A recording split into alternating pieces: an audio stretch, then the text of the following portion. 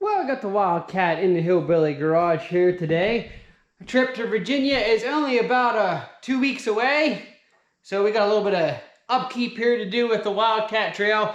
Mainly, we need to replace that bent tie rod end from the interaction it had with the porch. So I got my new tie rod end here. Ordered it from Rocky Mountain ATV. It came quick. I've actually had it for a while. Just haven't had a chance to throw it on till now. And then I know one of the weak points to these Wildcats is the stock A-arm bushings. Now mine, I have about 600 miles. I have a little bit of play. It's not bad. I mean, for 600 miles, I shouldn't have any play. But I do. Running these big old 28-inch carnivores with spacers probably is not helping any. And I'd probably be fine to run these for a bit, but since I got the big trip coming, I want to play it safe, so I went ahead, went online, and the #1 recommended bushings for these Wildcats, whether it be the sport, the trail, was of course the Garage Products bushing set. So I went ahead and ordered, so I got the complete kit here, except for the shocks. I didn't get the shock bushings because they're fine. I mean, I'm not too worried about them. A little bit of play in them is really not going to affect anything like it would the A-arms. So I just got their A-arm kit here. It comes with the front kit, the rear kit, and then a kit special for the hubs, which go in right here. So I'm going to go ahead and start here with the back and pull the tire off, get the A-arms pulled off, and then I'll show you what's involved with swapping out some bushings.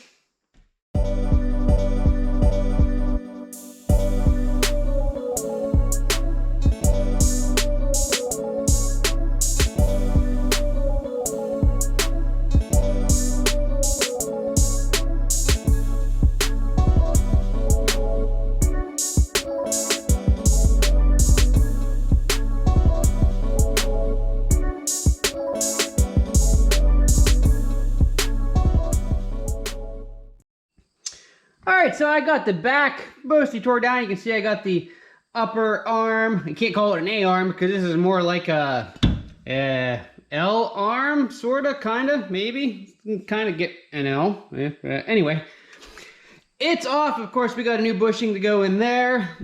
And the rear kit comes with a new bushing for the lower A-arm here and here. But the Garage Products kit also comes with new knuckle bushings for here and down here, the upper and lower. However, I don't want to pull this clear off because to do that, I'm going to have to take my spacers off, take my axle nut off, and yeah, not difficult. But yes, very time consuming. I'm going to try to save a little bit of time here. So here's what my plan is. I'm going to leave all this on. I'll support this a little bit better here.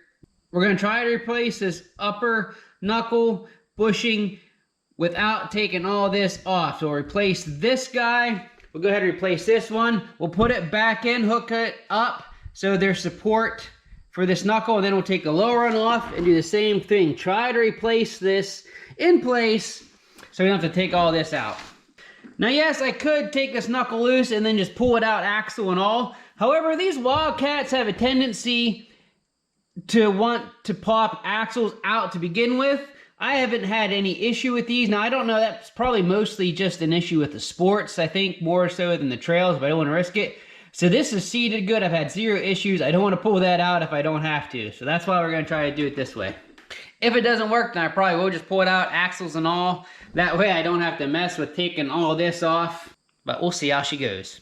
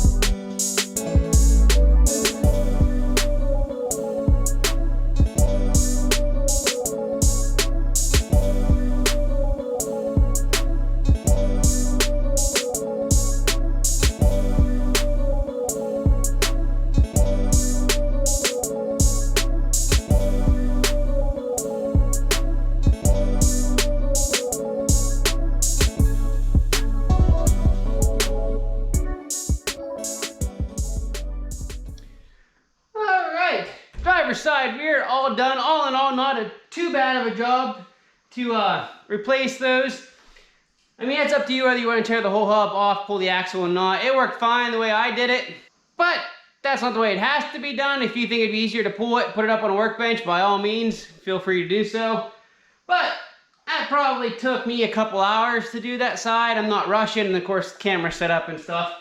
The other side should go faster now that I know how things are gonna go, so I'm gonna hop over there, get that side done, and then we'll move to the front. And I know from researching replacing these, the front can be a bit of a pain because you've got to pretty much tear a lot of the front end apart in order to get them lower A-arm bolts out. So I'll catch back in with you when we're ready to move to the front.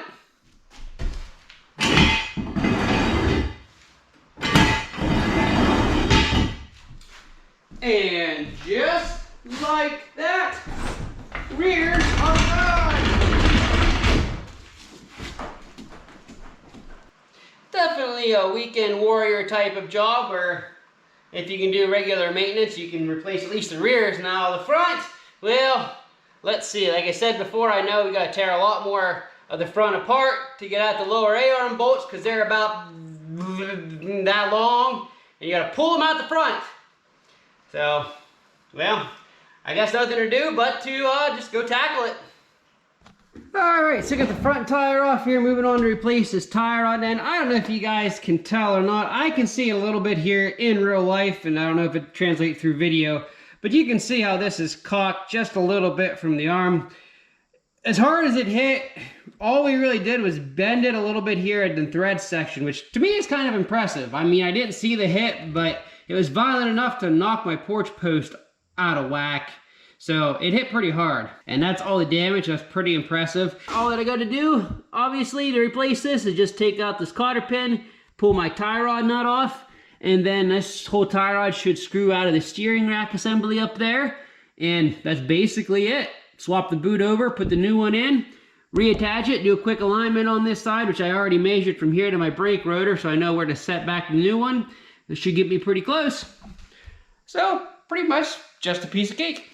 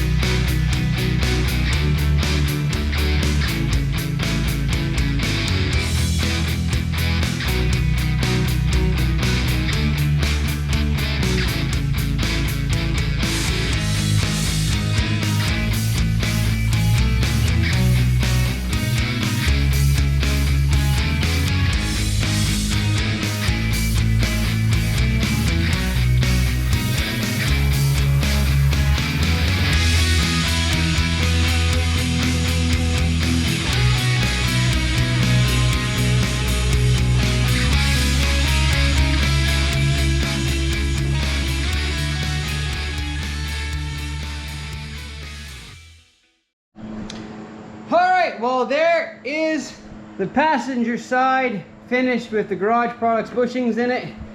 And you can see why I started with the back and got it done, because there's a whole lot more involved with this front. You have to pretty much tear the whole front end out in order to get to these bolts for your lower A-arm.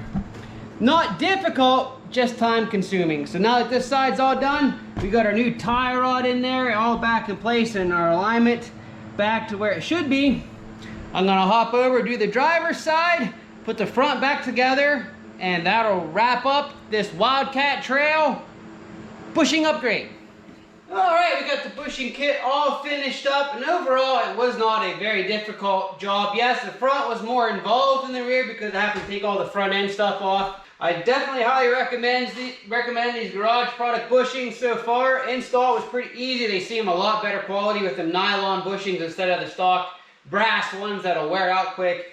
So we'll see how long they last. Hopefully a lot longer than 600 miles like the stockers.